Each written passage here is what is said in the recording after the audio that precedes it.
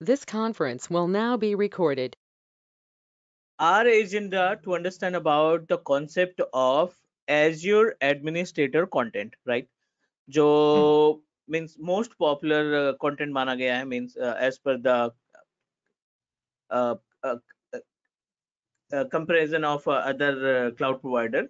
Azure AG104 जो है common topic है, जिसमें हम टोटली इंफ्रास्ट्रक्चर से रिलेटेड चीजों को मैनेज करते हैं। इंफ्रास्ट्रक्चर से रिलेटेड चीजें जैसे हो गई अपने पास सर्वर्स हो गए, नेटवर्किंग हो गया, वीपीएन हो गया, स्टोरेज की बात कर लें, डेटाबेस का पार्ट है, होस्टिंग की पार्ट की बात कर लें, बैकअप रिकवरी की बात कर लें और मॉनिटरिंग की बात कर लें। ठीक है, तो लगभग ये जो टॉपिक्स है ना, which is required by every organisation, हर एक ऑर्गेनाइजेशन पे ये सभी कॉमन सर्विसेज की रिक्वायरमेंट होती है। स्मॉल ऑर्गेनाइजेशन है, बिग ऑर्गेनाइजेशन है, दोनों के केस में ये सर्विसेज हमें लगभग आनी चाहिए if we want to be a part of organization as a Azure architect, as a Azure administrator, या फिर हमें एक ऑर्गेनाइजेशन में एंट्री लेनी है एज ए आईटी इंजीनियर, तो कहीं ना कहीं ये सारी चीजें हमें पता होनी चाहिए। Correct? Right. Talk about the content, सबसे ज्यादा इंपॉर्टेंट पार्ट होता है कि हमें रोड मैप मालूम होना चाहिए कि हम कैसे प्रोसीड करेंगे ट्रेनिंग को।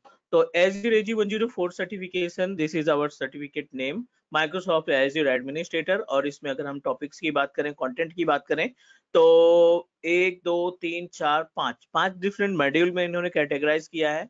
Manage azure identity and governance 15 से 20% हेल्प करेगा हमारी फाइनल एग्जामिनेशन में।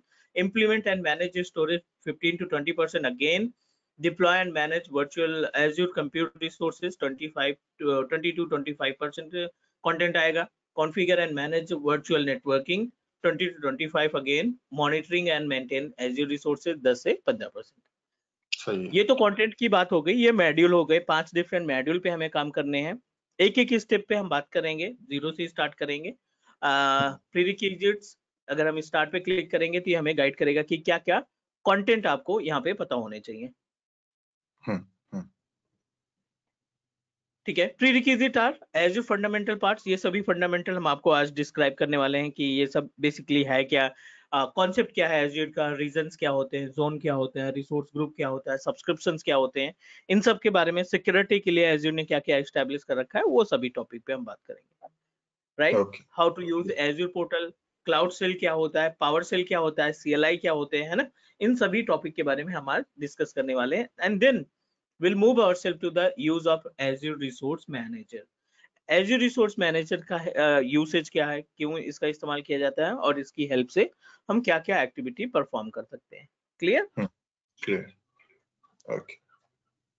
We can say that the understanding of basic understanding of Azure services. Yes, yes. Okay. So before start the word of Azure, we just need to identify the uh, meaning of cloud computing. So what do you think about the cloud computing? How we can describe about the cloud computing? कैसे हम define कर सकते हैं cloud computing को according to you? Like अब कोई भी काम we are using with computer and to do computation, any task by done is like we can say cloud computing. कोई भी काम अगर like अपने कंप्यूटर से किया है और वो like computation मतलब for computation कर रहे हैं, so simply like we can say cloud computing. कोई एग्जांपल? like कैसे बोलो, like हमने कोई जीमेल यूज हम कर रहे हैं अपने मेरे लैपटॉप से या कोई भी से, लाइक उसे हम कह सकते हैं कि कोई भी टास्क हमने परफॉर्म किया फॉर शायद, not sure. Okay,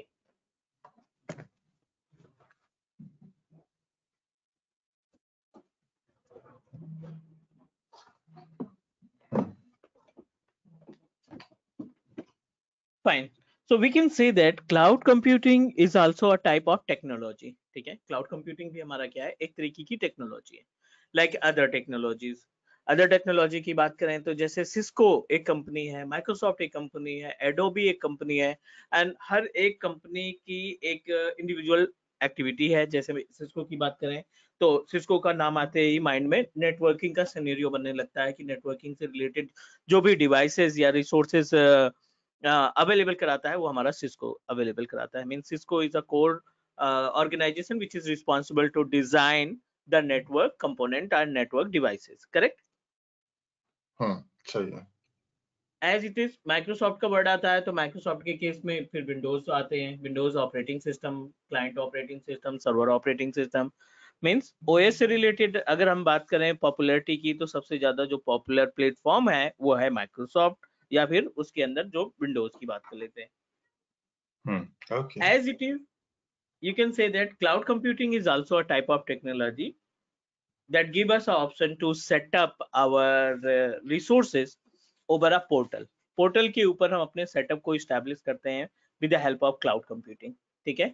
no need to use any kind of hardware, हमें इसमें किसी भी हाई कॉन्फ़िगरेशन के हार्डवेयर की रिक्वायरमेंट नहीं रहेगी। जो आपके पास 4 GB 6 GB 8 GB RAM based laptop या डेस्कटॉप है उस पे एक 10 Mbps का इंटरनेट लगा करके हम क्लाउड की सर्विसेज को मैनेज कर सकते हैं। I think, is it correct? Yes yes. The cloud computing is also categorized in two different parts. One is work based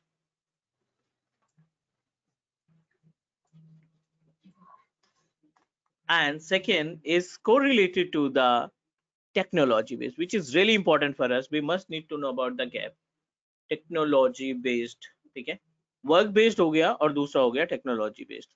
so work based in the sense which types of activity do you want to perform, and technology means cloud computing ही भी कई part में divide की गई है, जैसे public cloud हो गया, प्राइवेट क्लाउड हो गया, हाइब्रिड क्लाउड हो गया, कम्युनिटी क्लाउड हो गया, ये सभी टेक्नोलॉजी के केस में आएगा। So let me explain you more about the work based. As a organization, as a engineer हमें मालूम होना चाहिए कि हमारे पास वर्क बेस में क्या क्या चीजें आती है। So which is categorise in 3 different part: infrastructure as a services IaaS, and platform as a services, and software as a services.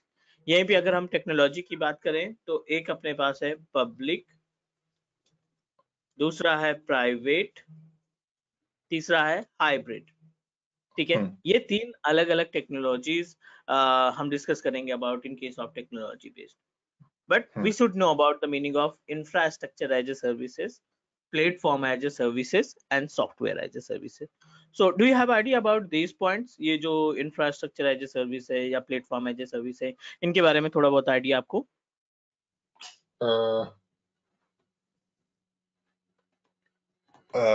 No sir.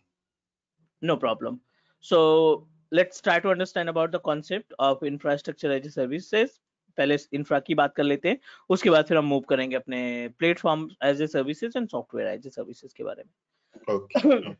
The meaning of infrastructure, ठीक है। द मीनिंग ऑफ इंफ्रास्ट्रक्चर, इस service को हम consider करते हैं as a manageable services. इस service को आप कंसीडर कर सकते हैं एज ए मैनेजेबल सर्विसेज।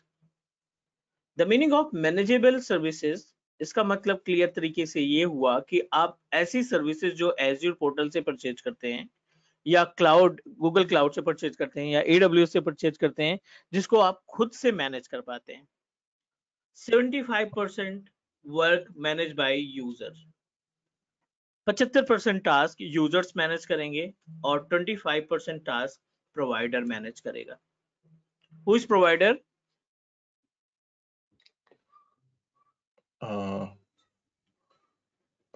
जो भी मतलब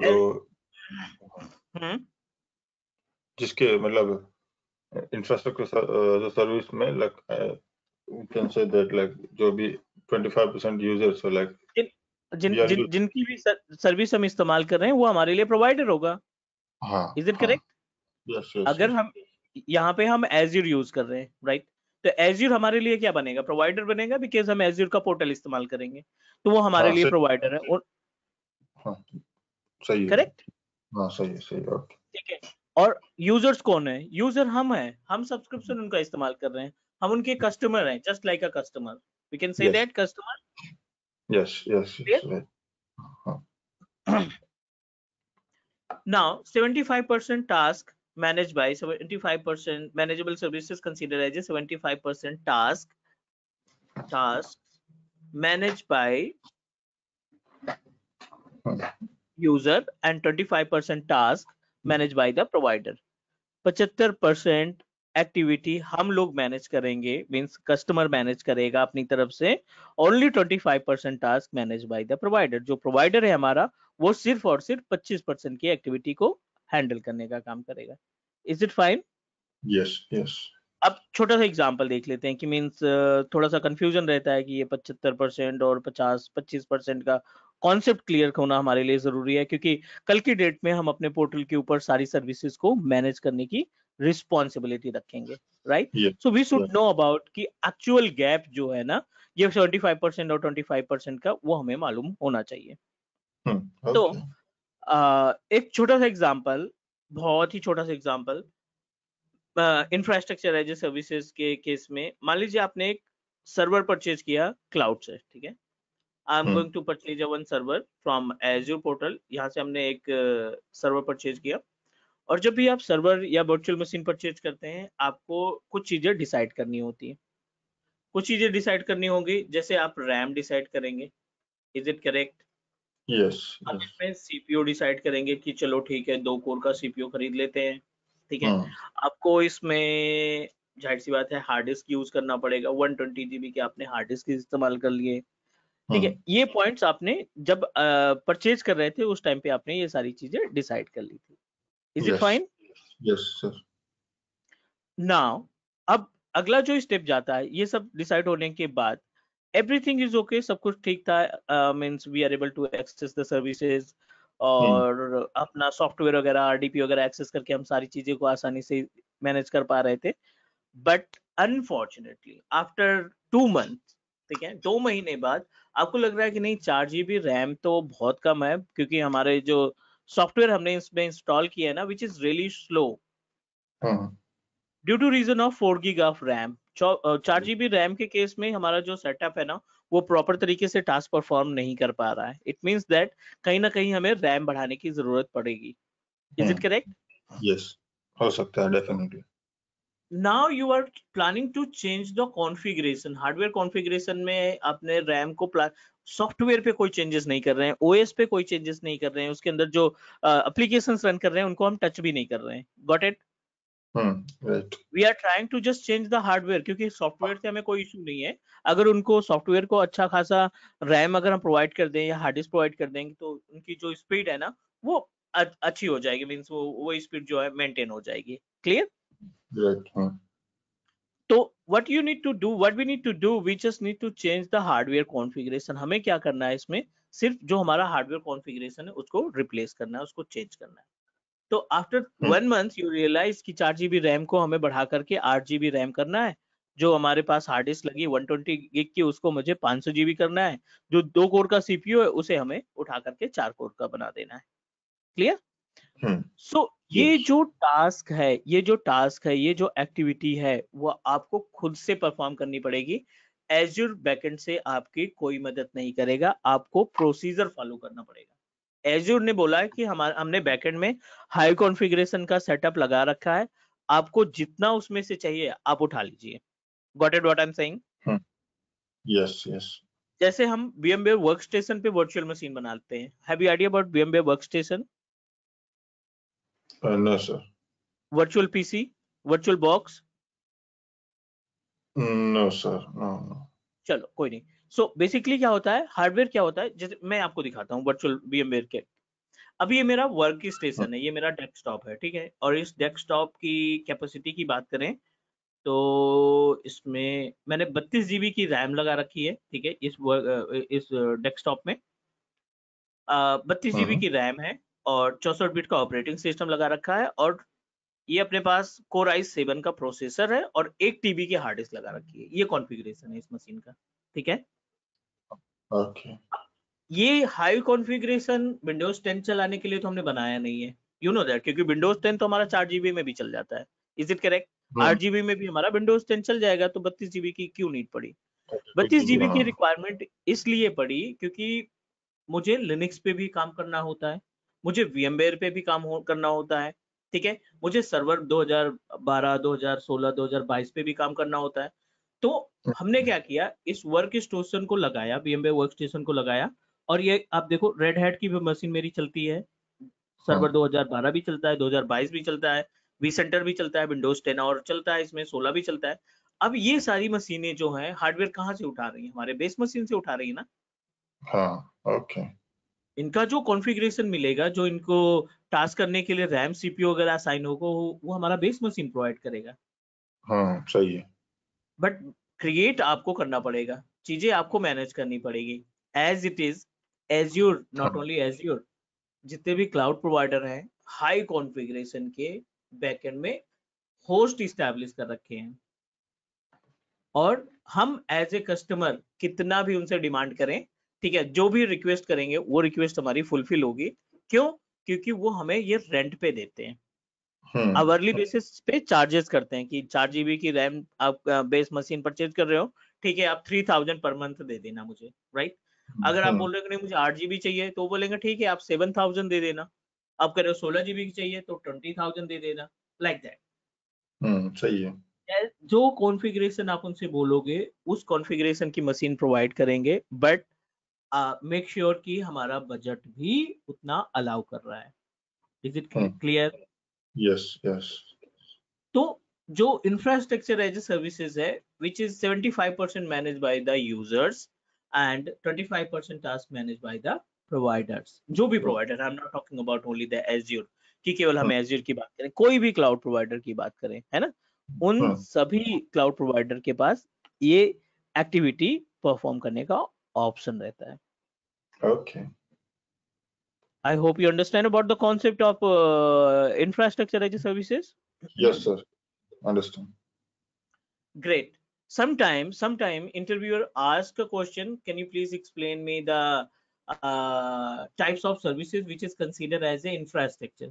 तो कुछ पॉइंट हम आपको बता देते हैं कि ये सर्विसेज VMs इंफ्रा में आती हैं, स्टोरेज इंफ्रा में आता है, नेटवर्क इंफ्रा में आता है ना, और आपका डेटाबेस दोनों में आता है, तो इसको हम इसमें भी काउंट करेंगे, प्लेटफॉर्म एज ए सर्विसेज में भी काउंट करेंगे। Okay. Done? Yes.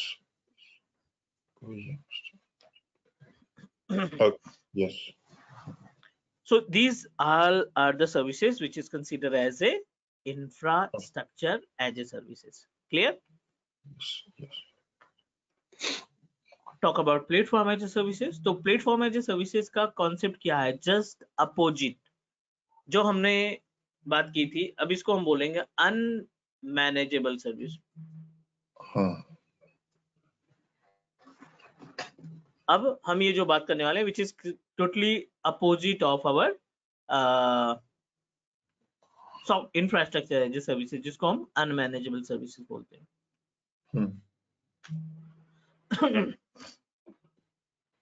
Unmanageable services जिसमें 75% task manage by the provider and 25% task manage by customer or user. 25% हम इसमें मैनेज करते हैं, यूजर्स मैनेज करते हैं, और 75% जो एक्टिविटी है वो कौन मैनेज करता है, हमारा जो भी प्रोवाइडर है। अब इसका भी एक क्वेश्चन देख लेते हैं, मीन्स कि ये टास्क कैसे परफॉर्म करता है। तो बहुत ही बेसिक सा कॉन्सेप्ट है, जैसे एक छोटा सा example, you are planning to host a website, ठीक है, आप एक अपनी वेबसाइट होस्ट करना चाहते हैं या फिर आप एक एप्लीकेशन होस्ट करना चाहते हैं, you are planning to host a website, ठीक है। So we have a both way, हमारे पास दोनों तरीके हैं, वेबसाइट को होस्ट करने के दोनों तरीके हैं। क्लियर? एक तो आप इंफ्रास्ट्रक्चर एज ए सर्विसेज से मूव कर सकते हैं, एक इंफ्रास्ट्रक्चर एज ए सर्विस से मूव हो सकता है, और दूसरा with the help of platform as a services. But दोनों में गैप क्या है? इंफ्रास्ट्रक्चर एज ए सर्विसेज से अगर आप कॉन्फ़िगर करते हैं तो आपको बहुत सारा टास्क परफॉर्म करना पड़ेगा, क्योंकि आप ऑनर हैं, आपको उसमें सारी चीजें परफॉर्म करनी पड़ेगी खुद से। क्लियर? Right. Yes. बट अगर आप यही चीज प्लेटफॉर्म एज ए सर्विसेज पे जाते हैं, ठीक है, अगर आप सेम टास्क जो है प्लेटफॉर्म एज ए सर्विसेज पे जाते हैं, तो उस केस में आपका जो टास्क है सिर्फ 20%, 25% ही परफॉर्म करना पड़ेगा. Okay. Is it okay? Yes, so like infrastructure में आपने जैसे बोला वो 75% टास्क like हमें खुद करना पड़ता है. Exactly. Yeah, so same like उल्टा हो जाता है प्लेटफॉर्म सर्विस में. 75 टास्क वो प्रोवाइडर वो करेंगे, हमें जस्ट 25% की मतलब टेंशन रखनी है. एग्जैक्टली. तो अच्छा. एक छोटा सा एग्जांपल, जैसे आप प्लान कर रहे हो होस्ट करने के लिए वेबसाइट, ठीक है, वो आपके इंफ्रास्ट्रक्चर के थ्रू भी पॉसिबल है, बट इसमें टास्क जो होगा आपका बढ़ जाएगा. स्टेप फर्स्ट, आप वीएम क्रिएट करेंगे. पहला जो टॉपिक है वो आप वीएम क्रिएट करेंगे. राइट. देन आप इस पे अपाचे इंस्टॉल करेंगे. अपाचे एक सर्विस है जो लिनक्स पे रहती है. अगर आप विंडोज पे हैं तो आप इस पे IIS इंस्टॉल करेंगे, ठीक है. राइट. कॉन्फ़िगर सर्विस, जो भी सर्विस आपने इंस्टॉल की है अपाचे की या IIS की, उसको आप मैनुअल कॉन्फ़िगर करेंगे. .NET की वेबसाइट होस्ट करनी है, PHP की वेबसाइट होस्ट करनी है, जावा की वेबसाइट होस्ट करनी है, उसके अकॉर्डिंग आप अपने सेटअप को कॉन्फ़िगर करेंगे. प्लस आगे बढ़ते हैं.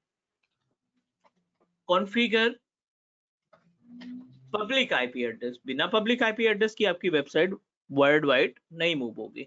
आपको अपने सेटअप के लिए, उस VM के लिए ना पब्लिक IP एड्रेस को फिक्स करना होगा, जिसको बोलते हैं स्टैटिक पब्लिक IP एड्रेस, ठीक है.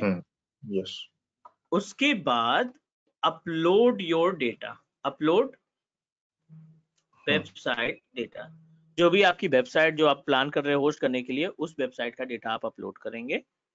प्लस अगला जो है add your domain. Domain in the sense जैसे cloud.com, facebook.com, yahoomail.com, youtube.com, ये सभी जो है हमारे एज ए डोमेन कंसीडर किए जाते हैं.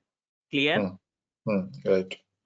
और ये टास्क आपको परफॉर्म करने में, मींस एक वेबसाइट होस्ट करने में इंफ्रास्ट्रक्चर एज ए सर्विसेज के जरिए जो टाइम लगने वाला है, अगर आप एक्सपर्ट हैं तो इन सभी चीजों में, अगर आप एक्सपर्ट हैं तो कम से कम 3 से 4 घंटे का टाइम लगेगा. Yes, You right. have a much idea, तब you have a much idea about the hosting website or infrastructure as IIS services और public IP address वगैरह का सबका अच्छा खासा आइडिया है. तब आपको लगेंगे कम से कम 3 से 4 घंटे, ठीक है. Yes, right. बट अब आप सारी चीजें जो है ना एज्योर के ऊपर या अपने क्लाउड प्रोवाइडर को बोल देना चाहते हैं. सिंपल सी बात करें तो एक बेसिक सा एग्जांपल मैं आपको दूं, बिल्कुल बेसिक सा एग्जांपल, डेली यूसेज की बात करें, ठीक है. We have a 2 different way to prepare the to get a pizza. Yes. एक सिंपल सा मोबाइल ऐप ओपन किया, उसमें जो भी ऐप है हमारे पास सुटेबल, डोमिनोज या किसी का, हमने विद इन 5 मिनट ऑर्डर कर दिया. आई थिंक 30 मिनट में आपके पास आ जाएगा. Is it correct? Yes, right. I don't think कि कुछ हमें उसमें करना पड़ेगा. वी जस्ट नीड टू पे द अमाउंट. हमारा जो टास्क है वो पे कर देंगे अमाउंट. आपने ऑर्डर कर लिया, आपने उसमें सेलेक्ट कर लिया कि कौन सा आपको परचेज करना है, राइट. और विद इन 30 मिनट आपके पास वो चीज बनी बनाई आ गई, बस आपको उठाना है उसे. Next, we have another way. You are responsible to create your own. You are responsible to prepare your own pizza. Think about it. क्या क्या चीजें चाहिए? सारी चीजें आप सारी चीजें आप बनाओ. डो बनाओगे, उसमें जो टॉपिंग्स लगेंगे, उसमें जो एवरीथिंग बेकिंग वगैरह सब मिला करके आपकी रिस्पॉन्सिबिलिटी.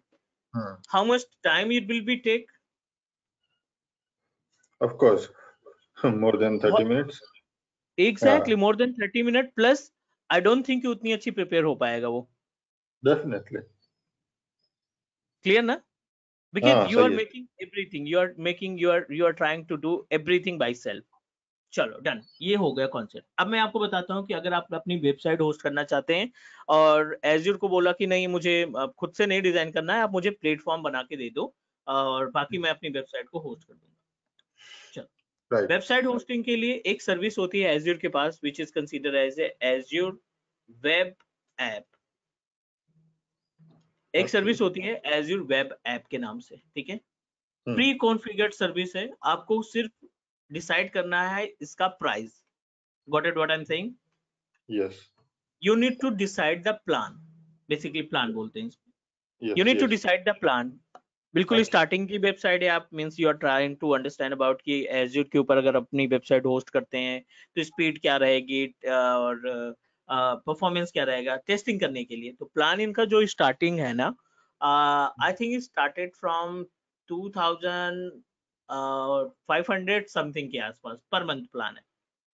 बाकी आपके ऊपर डिपेंड करता है कि आपकी वेबसाइट कितनी पॉपुलर है, कितने कस्टमर विजिट करते हैं, कितने लोग आपकी वेबसाइट को देखते हैं, उस बिहेव पे आप अपने प्लान को कभी भी चेंज कर सकते हो। Okay. Okay. क्लियर? मींस आपको लग रहा है नहीं हमारी वेबसाइट, ई कॉमर्स की वेबसाइट आपने होस्ट की, स्टार्टिंग के डेज में थोड़ा सा वेबसाइट पे ट्रैफिक कम था, कस्टमर कम विजिट करते थे, बट नाउअडेज आपके पास अच्छा खासा रेवेन्यू जनरेट हो रहा है आपकी वेबसाइट से, तो जाहिर सी बात है पैसे लगाने में भी कोई दिक्कत नहीं होगी हमें। Is it correct? Yes. So like at that time we can change the plan as well.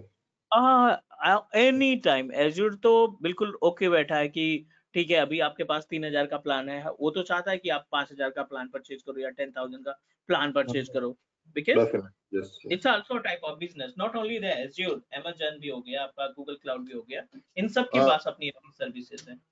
Right. Clear? Right. Yes. Okay. Great. So now if you plan to host your website, आपको Azure Web App purchase करना है और एक छोटा सा step और, upload your data, that's it। Okay. Yes.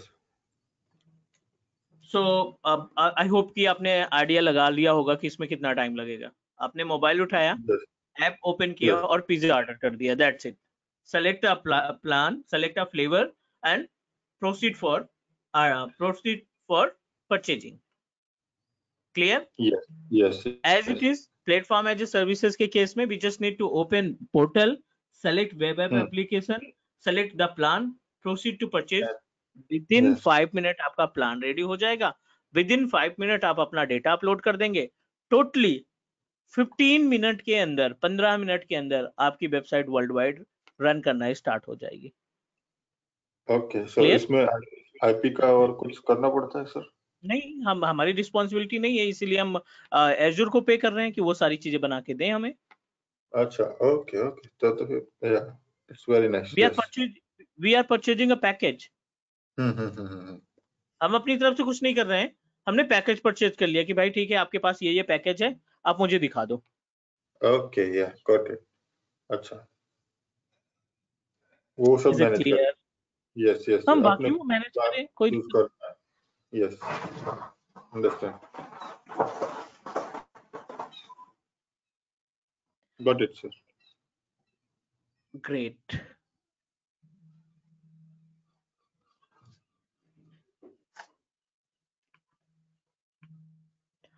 ठीक है, ये अपने पास डिटेल्स हो गई किसकी, about the infrastructure as a services.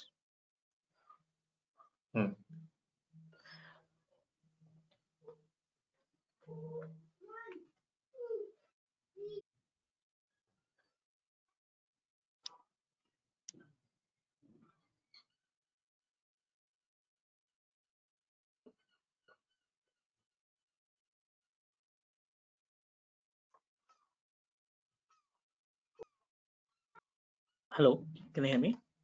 Yes, sir. Yes, sir. I'm just waiting.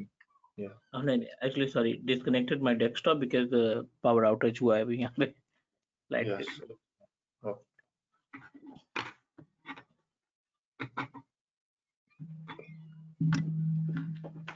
Okay, last think about the software as a services. अगला जो स्टेप है अपने पास वो है software as a services, right?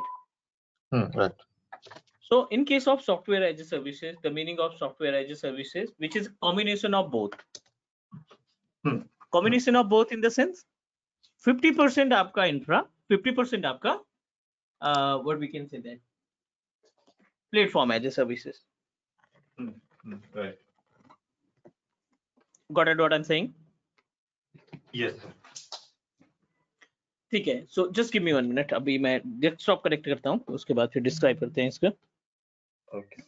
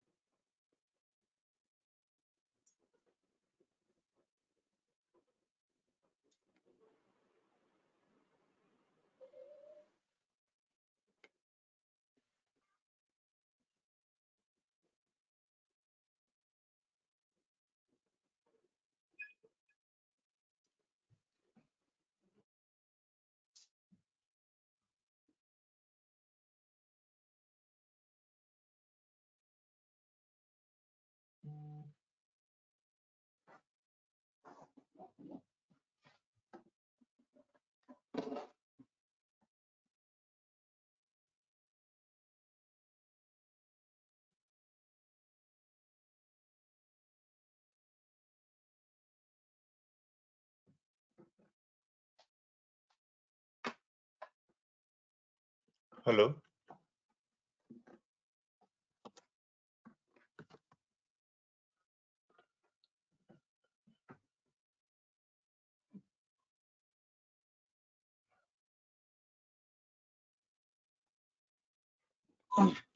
Hello. Yes, sir. Next, another important part is related to what we can say that Software research. software as a services, right? We are still in I think in work based, right? हम लोग अभी जो discuss कर रहे थे ये work based है, means किस तरीके से ये हमारा क्लाउड प्रोवाइडर टास्क परफॉर्म करता है. Is it correct? Yes, yes. जिसमें से हमने बात की है अभी infrastructure as a services and platform as a services, and last one is related to software as a services. इनकी तीन के बारे में हमने डिस्कस किया है, right? Yes, sir. Infra 25% managed by provider, 75% managed by customer यानी user. Yes, sir. Just opposite होता है प्लेटफॉर्म एज ए सर्विसेज, जिसमें से बना बनाया प्लेटफॉर्म मिलता है, राइट? एज्योर प्रोवाइड करता है, क्लाउड प्रोवाइड करता है हमें बना बनाया प्लेटफॉर्म. हमें सिर्फ इसको प्रोसीड करना होता है प्लान का सिलेक्शन करके, कि आपने डिसाइड कर लिया कि हमें ये प्लान चाहिए, राइट? कि हमें ये बजट है, ये प्लान चाहिए और you want to proceed. Yes. ठीक है. लास्ट आता है software as a services, which is really important. मैं आपको एक छोटा सा एग्जांपल देता हूँ. Have you idea about mailing services? Sorry, mailing services. Mailing services में कौन कौन से सॉफ्टवेयर हैं, कौन कौन से प्लेटफॉर्म है जो हमें मेलिंग सर्विसेज प्रोवाइड करते हैं? Any idea? Like Gmail, like that. हाँ, ये तो पब्लिक हो गए, ये तो पब्लिक हो गए या इन पे तो कोई भी बना सकता है. जैसे आप हाँ. ऑर्गेनाइजेशन की मेलिंग सर्विसेज की बात करें, जैसे कोई ऑर्गेनाइजेशन है, ठीक है, HCL है, तो अगर आप HCL की बात करें तो HCL में क्या होगा कि जो इनके एम्प्लॉयज होंगे उनको आईडी मिलेगी hcl@hcl.com. Is it correct? Yes, got it. Yeah. है ना? किसी भी ऑर्गेनाइजेशन की बात करें तो वो अपना डोमेन के साथ मेल आईडी खुद की डिजाइन करते हैं. Okay. नाउ ये ऑप्शन जो है ना, ये मेलिंग सर्विसेज जो सेटअप बनाने का तरीका है वो दो तरीके से इस्टेब्लिश किया जाता है. पहला ये कि आप, ठीक है, पहला ये कि आप ऑन प्रोमाइसेस पे एक्सचेंज सर्वर लगा लो. ठीक है. और ऑन प्रोमाइसेस पे एक्सचेंज सर्वर आपने लगा दिया, और ऑन प्रोमाइसेस पे एक्सचेंज सर्वर लगाने का मतलब हार्डवेयर भी आपका, सॉफ्टवेयर भी आपका, और उस पे जो चेंजेस करेंगे वो सभी आप रिस्पॉन्सिबल है मैनेज करने के लिए. ठीक है. मेंटेनेंस या जो भी एक्टिविटी हो गई वो आप रिस्पॉन्सिबल हैं. सेकेंड, एक होता है office 365. Have you idea about office 365? Yes, Microsoft. Yes. Office 365 as Microsoft का प्रोडक्ट है. Yes. Is it correct? Yes, yes, sir. Office 365 Microsoft का प्रोजेक्ट है. काम क्या होता है कि आप उस पर्टिकुलर साइट की मदद से, मीन्स ऑफिस 365 की साइट की हेल्प से आप अपनी वेबसाइट को होस्ट कर सकते हैं. आप Okay. अपने मेलिंग सर्विसेज की मेलिंग सर्विसेज को आप इस्टेब्लिश कर सकते हैं.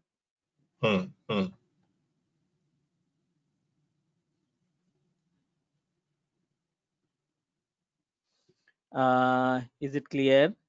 Yes, sir. Yes, sir. ठीक है. तो अब इसमें क्या होता है ना, अगर हम बात करें अपने सर्विसेज की, मीन्स ऑफिस 365 की सर्विसेज की, तो ऑफिस 365 सर्विसेज के केस में बेसिकली ना आपको कोई हार्डवेयर लगाने की जरूरत पड़ती है, ठीक है, ना कोई आपको लाइसेंस परचेज करने की जरूरत पड़ती है. I am talking about the software licenses. ठीक है. Okay. आपको सिर्फ साइन अप करना है पोर्टल के ऊपर, और जितनी भी मेलिंग सर्विसेज चाहिए आप वो मेलिंग सर्विसेज, जितनी भी मेल अकाउंट चाहिए आपको, वो आप डायरेक्टली पोर्टल से मैनेज कर सकते हैं. Clear? Right. Yes. This is the actual concept of Okay. our mailing services. Hmm. तो इस बेस्ट एग्जांपल इसमें 50-50% है, तो आप बोल सकते हैं office 365 and azure active directory. ठीक है. ये जो जो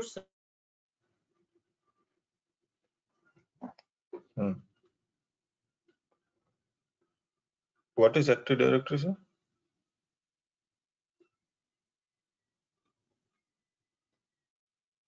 hello,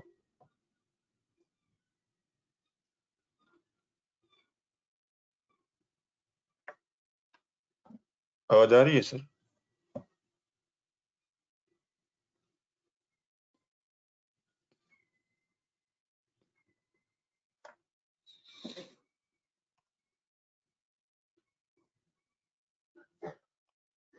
hello,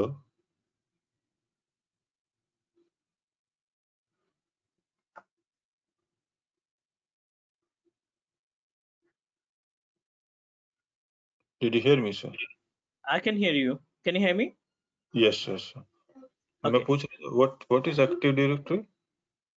active directory is a service जिसकी मदद से हम अपने पोर्टल को मल्टीपल पार्ट में डिवाइड करेंगे। Okay.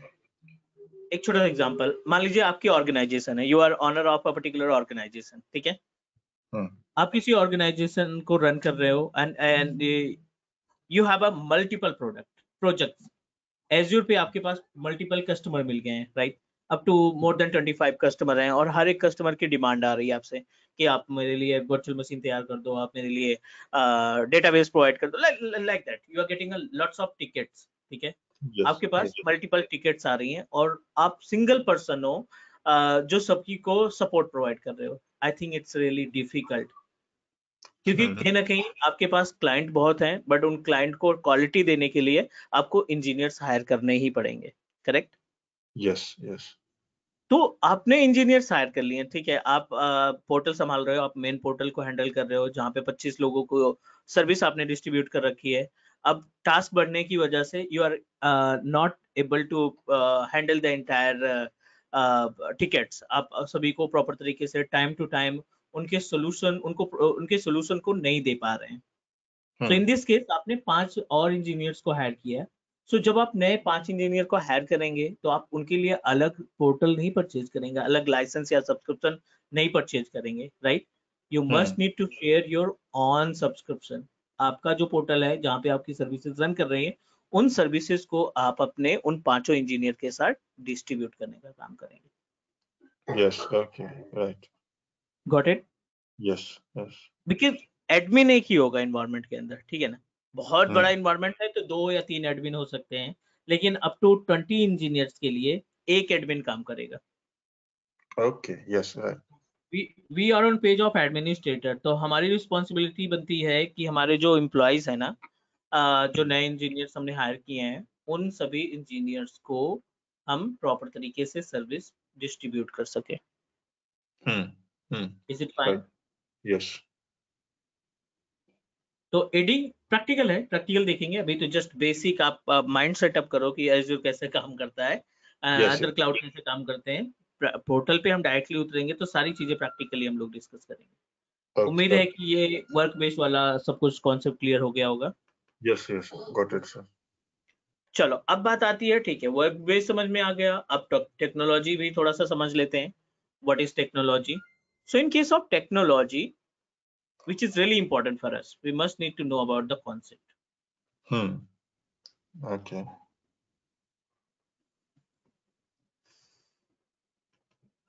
इसमें आएगा पब्लिक क्लाउड है। Yes. Okay. और hybrid. Hybrid. Yes.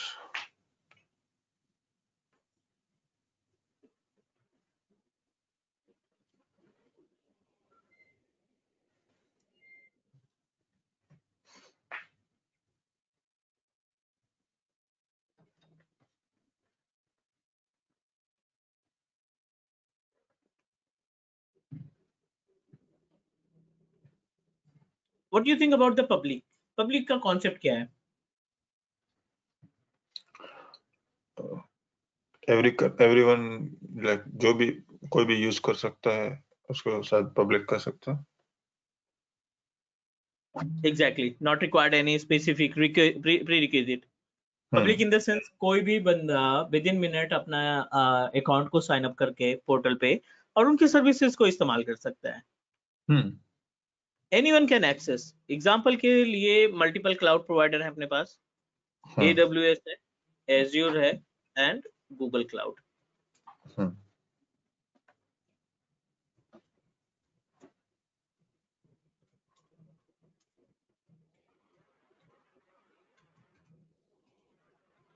These all are the cloud providers. ठीक है, ये पॉपुलर क्लाउड प्रोवाइडर हैं जो अभी मार्केट को पूरी तरीके से पकड़ कर रखे हैं. हाँ. Azure, Amazon Web Services, sorry, AWS, Amazon Web Services, Azure, Microsoft का प्रोडक्ट, Google का अपना खुद का अकाउंट और Alibaba cloud, right.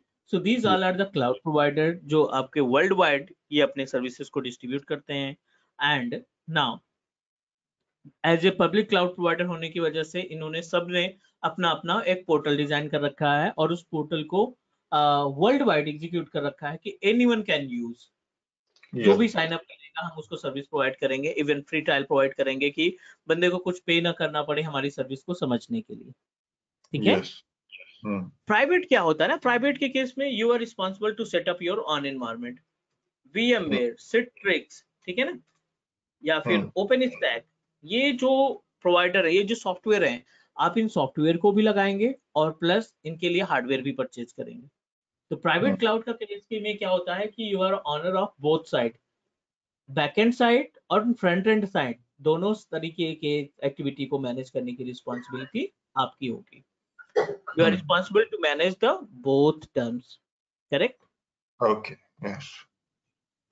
Now hybrid, as per the name suggests, combination of P plus P. It's a combination of P plus P, public plus private.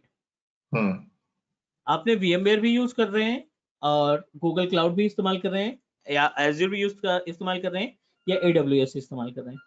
अब जब दो चीजों पब्लिक सर्विसेज और प्राइवेट सर्विसेज को मिक्स करते हैं तो हमारे लिए हाइब्रिड क्लाउड कहलाता है. Is it correct? Yes. This is the actual meaning of our technology based. So take 5-minute time, go through the topics that we completed. Let me know if you have any question. No, sir. Is it clear about the basic of cloud computing? Yes, sir. Great. Next, अपने पास जो agenda है ना, which is really important.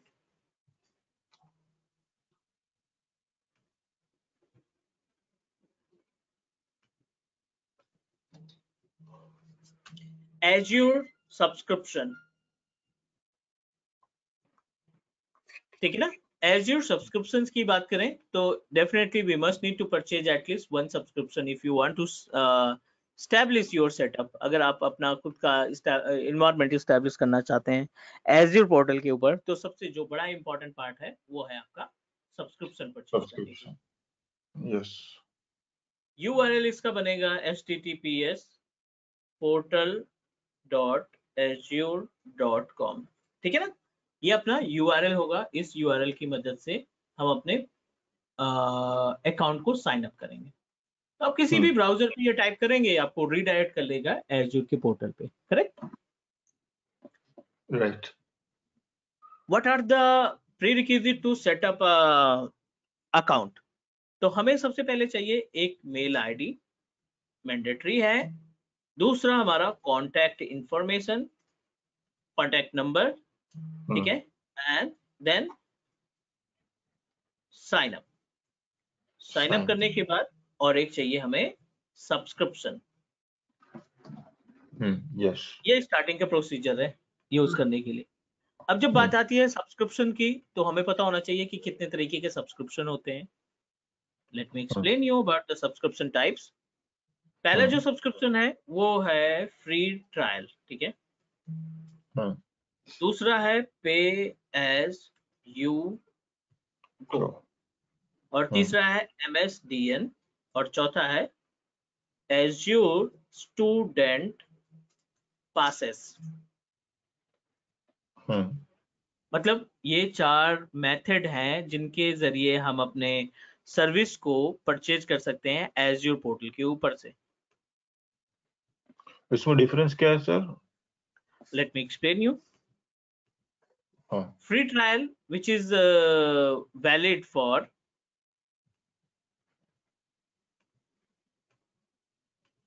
Azure will provide you $200 or 14,500 INR for 30 days.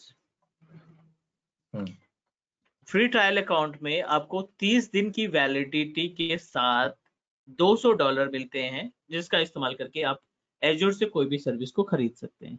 Is it fine? Yes, right. Pay as you go, as per the name suggest. Hmm. Pay as per the usage, आप Yes, जितना use करेंगे उतना आपको payment देना पड़ेगा। right. ठीक है, आप जितना इस्तेमाल करेंगे उसके अकॉर्डिंग आप पेमेंट देंगे। Hmm. Right. Third option Yes. MSDN. The meaning of MSDN is a valid applicable for MCT, Microsoft Certified Trainer। Okay. ठीक है, अगर आप MCT है ना तो Microsoft Hmm. gives you $100 per month. हर महीने आपको $100 मिलेंगे सर्विसेज को यूज करने के लिए। Okay. और जो आपकी वैलिडिटी होगी MCT की मोस्टली 12 मंथ की होती है, 1 साल की होती है। ठीक है, तो 1 साल तक आप $100 पाएंगे माइक्रोसॉफ्ट की तरफ से गिफ्ट।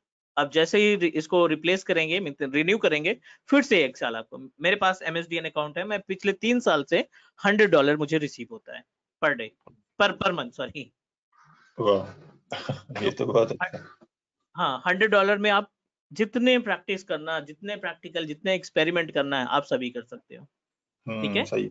हाँ। इसके साथ साथ MCT को और भी बहुत सारी सर्विसेज हैं, जैसे वाउचर पे डिस्काउंट मिल गया, बुक्स डाउनलोड करने के लिए फ्री ऑफ कॉस्ट URL मिल गया, बहुत सारी चीजें, टेस्ट पेपर मिल गए फ्री में। तो बहुत सारे बेनिफिट्स होते हैं, बट अभी उन बेनिफिट के बारे में बात करेंगे जब अपने पास कंटेंट हो जाएगा, थोड़ा बहुत हम सीख लेंगे। तो अभी तो हम हाँ। जस्ट बेसिक अंडरस्टैंडिंग है कि क्या क्या चीजें हमारे पास अवेलेबल है एज्योर पोर्टल पर।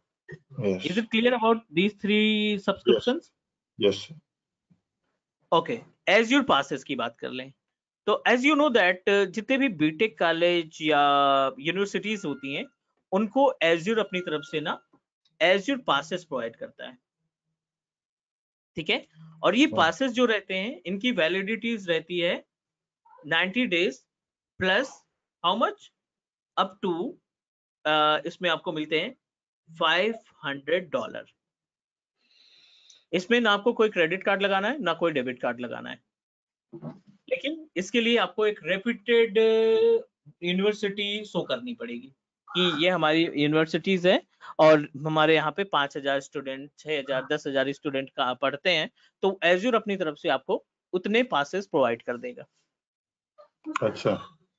क्योंकि अभी लगभग हर एक बीटेक कॉलेज जो है ना एज्योर टेक्नोलॉजी को अपने मॉड्यूल में ऐड कर रहे हैं। इसमें सर प्रोसेस क्या होता है स्टूडेंट पास लेने में? आपको जो आईडी मिलेगी, स्टूडेंट की आईडी जो मिलती है कॉलेज से, उसी आईडी से आपको साइन अप करना पड़ेगा portal.azure.com पे। Okay, got it. अगर आपके पास कॉलेज की आईडी है, आप उसके थ्रू लॉगिन करेंगे बिना क्रेडिट डेबिट कार्ड के, आपको हर महीने जो है $500 इमीडिएटली मिल जाएगा, और जिसकी वैलिडिटी रहेगी लगभग 3 महीने तक की, 90 डेज तक की। Enough Yes. रहता है प्रैक्टिस पर्पज के लिए। Yes, yes, yes. Okay, good. This is all about the basic understanding of azure. I hope you all of you understand about the concept. जो बेसिक कॉन्सेप्ट है वो clear हो गया होगा। Yes, sir. ठीक है, तो देखो ये बेस जानना हमारे लिए इंपॉर्टेंट था, क्योंकि इसके बाद हम मूव करेंगे अपने प्रैक्टिकल की तरफ, जो हमारा एज्योर पोर्टल पे प्रैक्टिकल होगा उनके ऊपर। डन? Definitely. Yes, sir. आज की क्लास में कोई कंफ्यूजन, कोई doubt? No, sir, not at all. ठीक है, I share the recording as well. हर एक क्लास की रिकॉर्डिंग में भेजूंगा, और please try to download immediately. ठीक है, होता क्या है ना कि ये जो प्लेटफॉर्म हम गो टू मीटिंग का इस्तेमाल कर रहे हैं ना, ये 3 से 5 दिन के अंदर जो रिकॉर्डिंग है वो डिलीट कर देते हैं पोर्टल से। Okay, okay. अगर आप इसको डाउनलोड करके किसी हार्ड डिस्क में रख लोगे या अपने गूगल ड्राइव में रख लोगे तो बेटर रहेगा, क्योंकि बाद में इसकी रिक्वायरमेंट पड़ेगी। जब तक क्लास चलती रहती है, क्लास के बाद इसकी थोड़ी सी आपको जरूरत पड़ेगी। Then Definitely. Yes, sir. Okay, sir. चलो, और मे बी कि 1-2 कैंडिडेट और लाइनअप हैं इस बैच के लिए, तो मे बी कि सैटरडे को कोई और ज्वाइन करे अपने साथ। और Okay. What about your friend, आपके फ्रेंड से भी बात हुई थी ना, तो वो क्या कह रहे हैं अभी? हाँ, उससे बात हुई थी सर, वो नाइट शिफ्ट होती है उसकी, सो वो मतलब उसकी शिफ्ट ही 8 बजे खत्म हो रही है, and our class will be start like 8 o'clock. I thought it was 8:30, but it was 8. Yes. So वो बोल रहा था कि मैं शायद सैटरडे संडे फ्री होगा तब मैं ज्वाइन। हाँ, सैटरडे संडे कर लें, क्योंकि फिर उसके बाद फिर 2 दिन का हो जाएगा, उसमें हम रिकॉर्डिंग देख लें। हाँ हाँ, सो शायद वो सैटरडे संडे आ जाए। चलो डन करें आज के लिए इतना। Yes sir, that's fine. Will connect on same time Saturday को भी और संडे को भी। Okay, definitely sir. Thank you. Okay sir, thank you sir, thank you, see you on Yeah. Saturday, thank you, Sure. Bye. Bye.